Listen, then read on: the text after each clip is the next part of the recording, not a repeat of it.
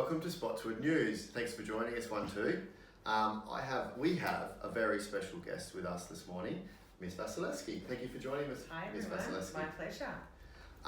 The reason I've asked you to join us for this interview today is that I understand that you have a bit of a history with Spotswood, the suburb and the school. Would you like to tell us a little bit about that? Yeah, so I grew up in Spotswood. I used to live on Reed Street, which is the same school that the street's on, until I was about 18 years old.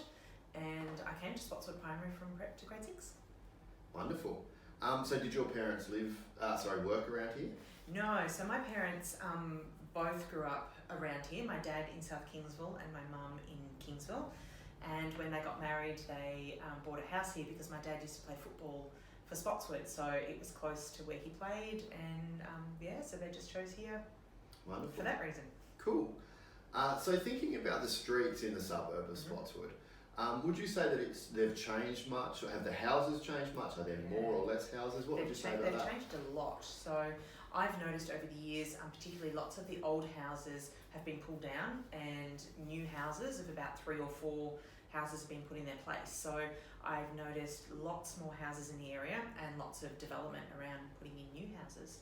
So probably fair to say that the houses would probably have smaller backyards than what you had growing up and that type of thing. Absolutely. That's interesting. Yeah. So we're putting more houses on less space. On less space. Wow, that's Definitely. Interesting. Although I'm pleased to see the house I used to live in is still the same. So that hasn't been touched, good. Which is nice. Yeah, beautiful. Yeah. So I know that if I ever head down to the main street of Spotswood to get my lunch, or to come on the weekend and have a coffee or something like that, there's lots of cafes and things like that down the main street. Has that changed much since you were living They weren't there either. So on the main street in Spotswood used to be a bank. There used to be the post office, which was about 3 times the size that it is now. And there used to be a really big milk bar next door. IGA, the supermarket across the road, is exactly the same. So I walked in there after coming back 20 years or so, and it's exactly as I remembered it. But yeah, there were definitely no cafes, no clothes shops, no restaurants, or any of that stuff. I'm guessing the Spotswood Hotel was still there, but probably looked a bit different. It looked very different, and there's no way my mum or dad would let us go in there. So it is not the restaurant that it is now. No dinners after school. No dinners there. No way. Fair enough. So when you went to school at Spotswood Primary School, do you recall how many students were here then? Yeah, there was about 180 at the time. So yeah, not a lot smaller than it is now, but a lot bigger than it has been in previous years. Yeah, and do you recall, did you just have one prep, one grade 1, or is that testing your memory? Yeah, that's testing my memory. I remember there were definitely 2 preps when I started, and I remember there were 2 grade 5, 6s when I left. Okay, cool. Yeah. So we've got about 100 more students these days. Yeah. Were the school buildings much different? No, exactly the same. So now they look different after the building, but when I started here last year, my prep room was Mr. Howarth's grade 5, 6 room, and identical to when I left it. Right? So I found it very easy to come back to Spotswood because everything was exactly as I'd left it. Yes.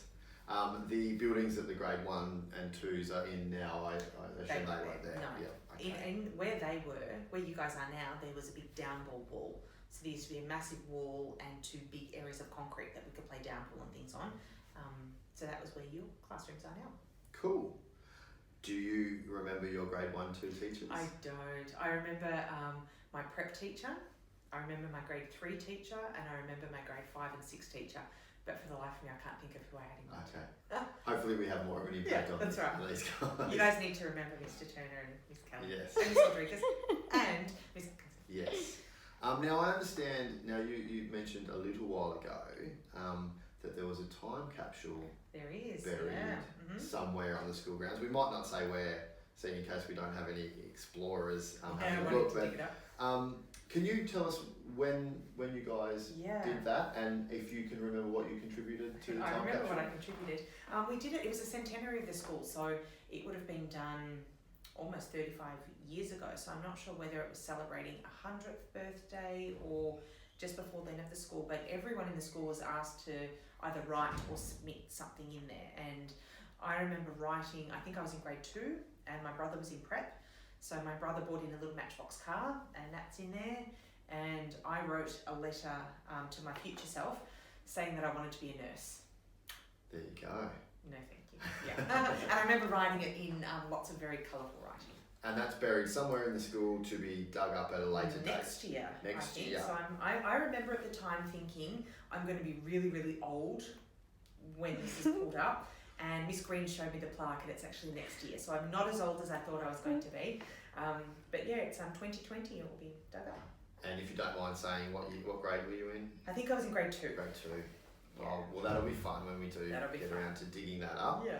And just finally, so given that you grew up here and you went to school here and you're now back here, which is pretty awesome, do you feel a strong sense of connection to the place? And could you tell us just a little bit about that? Absolutely. So when I first came in to have my interview with Miss Green and there were some other teachers on the panel, I remember walking into the school for the first time since 1989, which was when I was in grade 6, and I felt like I was coming home.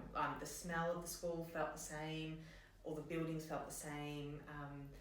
The kids kind of looked the same. The uniform was pretty much exactly the same. So it really felt like a sense of homecoming for me. And this school is a very comfortable place for me to be in. And it brings back some really beautiful memories. So I think I'm really lucky to be now back here as an adult and have those experiences now. Yeah, it's a pretty special opportunity to get to do that. Have you been to check out your old childhood house? I have. I walked out. It's literally across the road and it looks exactly the same as when I left. So, and I know lots of my brother and lots of our friends, they're all wanting to come back when the time capsule's open. So this school has a lot of really good memories for lots of people that I know. Absolutely. Yeah. Thank you so much for taking the time for Spotty News this morning. We appreciate it. Anytime. Thank you very much. Signing off, guys. Bye.